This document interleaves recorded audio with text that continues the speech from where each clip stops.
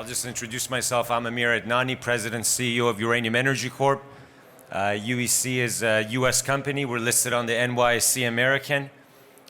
This screen is giving us a bit of trouble.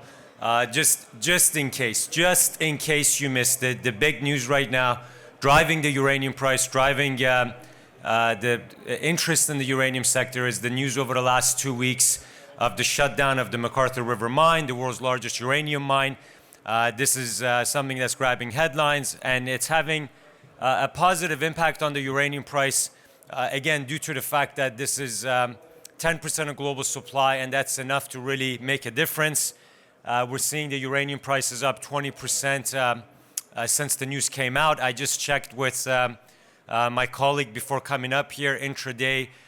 The bids are over $25 and the offer is over $26 per pound. So by the time we transact $26 per pound, this news has moved the uranium price almost 30% and has really had the impact. So what's UEC and our strategy, and how does it fit into this context? We're focused on technology to really drive lower cost production. And it's not just lower cost production, it's also lower upfront capital requirements.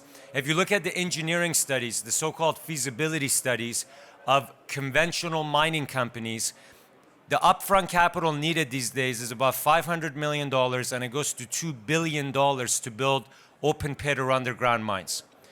We built a mine using the low-cost in-situ recovery method in South Texas for $10 million. $10 million. And future mines that we plan to develop using the low-cost in-situ recovery method will benefit from the low-cost advantage, the low capital requirement advantage, and the ability to turn these projects around quickly. We built the first mine in 6 months. And so the in-situ recovery focus is key. The other focus for us has been building a large asset base, making acquisitions. We love the downturn because the downturn is the best time to buy resource projects, and projects that have been already de-risked and permitted are truly on sale. So I'm not one to necessarily say, hey, look, the sector's cheap, you should invest in it. I'm putting my money where my mouth is. My company's been one of the most aggressive companies focused on corporate development and acquisition since Fukushima happened. Our market cap today is 1/5 of what it was pre-Fukushima, but we have 3 times more assets and resources compared to then. And our footprint looks like this. We have just under 100 million pounds of uranium, 70 million pounds of vanadium, and the world's largest titanium deposit, just under 5 billion tons of titanium oxide in Paraguay at 7% grade right at surface. So this is a story that's going to be driven in 2018 by the uranium business, which is our main focus. But look out for our titanium asset really being something that you'll see more news on and more value reflected in the business. Of course, you heard me hopefully say this at the panel. It's one thing to say that we've got 2.5 years of cash on hand, but if the uranium price gets back over $40 tomorrow, we don't need to go raise a bunch of money to get into production. There's the plant. We can turn it on. We can produce. It's built. It's permitted. And this is not in some remote part of the world. It's 45 minutes. You see that car driving right there. We can drive to it from San Antonio, 45 minutes south of it. Some of you have been there. And so that kind of ability to be able to quickly turn around without a big, heavy lift of capital requirement is really what makes the UEC story unique. And it's also about the people. I encourage any of you who may have not already spoken with Scott Melby, our executive VP, to come and talk to him. He's the most knowledgeable man in the uranium business in terms of the physical uranium market, has been in uranium mining for over 30 years. He's our executive VP. If you're ever interested, watch some of the audio podcasts that we have on our website with former U.S. Energy Secretary Spencer Abraham, who's our chairman. I think we're the only uranium company in the world that has a former U.S. Energy Secretary on board. And for a U.S. company with U.S. assets, this goes a long way. In fact, we're doing a lot of lobbying in D.C. right now, where the administration is really interested in the fact that the U.S. is importing 96% of its uranium requirements. 70% of that coming from Uzbekistan, Russia, Niger, and Russia. So, especially with the shutdown of McArthur River, that's one less mine from a friendly neighbor to the north that could be supplying uranium. Some of our technical people, Clyde Yancey, Andy Curtis, you see listed here. These guys have been in uranium exploration mining their whole careers in the US. Our strategy has been to stay unhedged, 100% unhedged, so we have full exposure to the uranium price, make acquisitions, and take advantage of the low-cost in-situ recovery method. These are the types of deals we love to do. I repeat, we love these deals. Why do I love them? We bought this year and consolidated a project that to me felt like a puzzle. Different pieces of this puzzle were owned by different players. And the project had been permitted. It's called Reno Creek. And Reno Creek is in the Powder River Basin of Wyoming. Excellent place to be. This is the same location where the Russians acquired the uranium project that's in the news with Hillary Clinton and the whole scandal there. They're about 20 miles west of us. And our acquisition has come in two pieces. First, we acquired Reno Creek from a private equity group called Pacific Road. 2 weeks ago, we announced the second acquisition called North Reno Creek. These are all intertwined. We now have almost 30 million pounds of uranium in the Powder River Basin, in situ recovery amenable, permitted for production. Took 7 years to permit this project.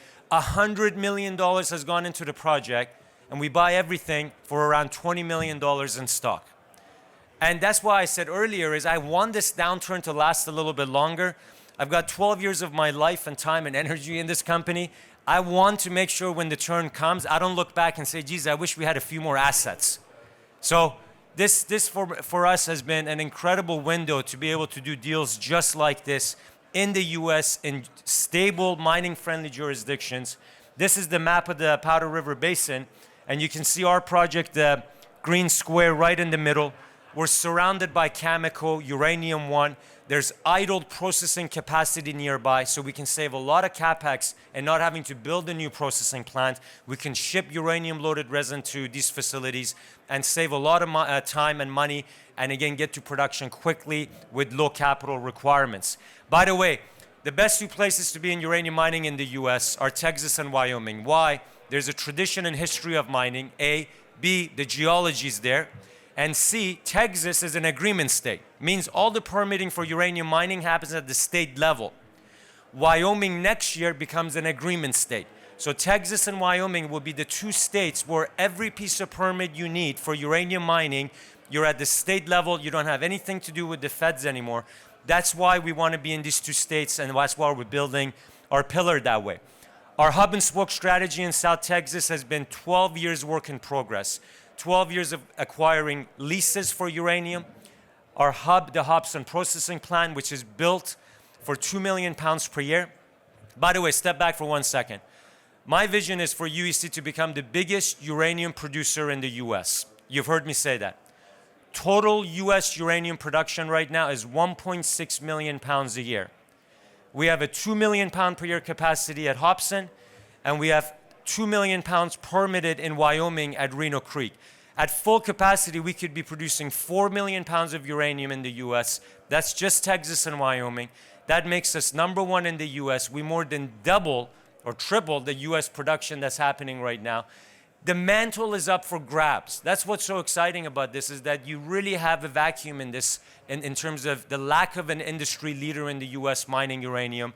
UEC is really positioning to be that player. And the work that we did at Palangana in 2010, to me, is proof of concept.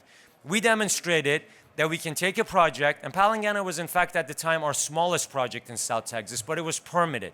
And in 6 months, we built it, we operated it, we encountered issues, we solved some issues, but we still came out and produced uranium at a low cash cost of $22 per pound. And that is not only demonstrating that we can build and get the uranium out, but it demonstrates that these are low-cost mines and they can be built quickly. And that proof of concept was enough to give us the confidence and landowners for us to lease more land from them. So we leased the Burke Hollow project. This is just an aerial photo of Palangana. These are the trucks that we used to drive the uranium-loaded resin from the mine to the plant. And the Burke Hollow project I'm really excited about, because this is a project where our team sat down in 2012 and said, South Texas is underexplored.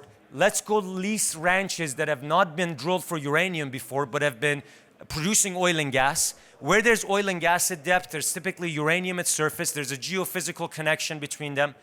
and we leased 20,000 acres, had never been drilled for uranium. We made a discovery. Burke Hollow has quickly grown into one of the largest, highest grade deposits. We permitted it. This year alone, we've drilled 130 holes. We have a new 43-101 report coming out next week. And the project is only 50 miles from our Hobson plant. And so you look at what we've been doing during this downturn. We've been picking up leases, drilling them, turning them around, permitting them, and building a bigger pipeline of assets that can be producing uranium. And very quickly, because I'm running out of time, literally in 15 seconds, the titanium opportunity came about because we've been an active player in Paraguay for 5 years. No one else has been in Paraguay. It's truly one of the last frontiers in South America that's underexplored. David Lowell was there. David Lowell is the most famous exploration geologist in the world. He's discovered 50 deposits in South America, and he discovered the world's largest titanium deposit there. You see that big drop on the graph here on the top right-hand side? That's when the titanium market crashed in 2015. It was down there for 2 years at $50 per ton. That's when we made this acquisition. It's come right back up, and now we're sitting on an asset that in 2012 was valued at $150 million. At that point in time, the titanium price was $250 per ton. Today it's at $200 per ton. Remember, we bought the asset at $50 per ton. Our entire market cap is about $180 million. The way this titanium market is going, in 6 months, our entire market cap could be underpinned with the titanium project that we picked up a year ago that most people haven't heard about before. Now, if that's not a compelling situation to be in for a uranium company and at an exciting time in the uranium market, I don't know what it is. But we just put out a 43-101 report on that. That's a valuation comp table. Come grab this at the booth. We're at booth 200. This shows you other publicly listed titanium companies and what their valuations are and the size of our deposit and grade compared to them. And it's not just about a resource in the ground. We have a pilot plant. $25 million was invested to build a pilot plant to produce our own titanium concentrate. This is the full package. You got 70,000 acres, 4.7 billion tons of titanium at surface, a plant, all of this 100% owned by UEC. Now, lastly, we're funded for the next 2.5 years, 150 million shares outstanding. BlackRock has been adding to the position in the company as of their last filings. They've been a major buyer. Li Ka-shing, Rick Rule, Marin Katusa have been big investors and backers. Timing, timing, timing. Gentlemen, it's all about timing, ladies and gentlemen. Timing has finally come around here for uranium sector. It's early stages. For me, I'd like to see things stay low for a little bit longer. I know that sounds maybe bizarre, but you get the drift and you understand how we're building this company. We have the proof of concept. We're permitted for 4 million pounds of low-cost ISR in the US.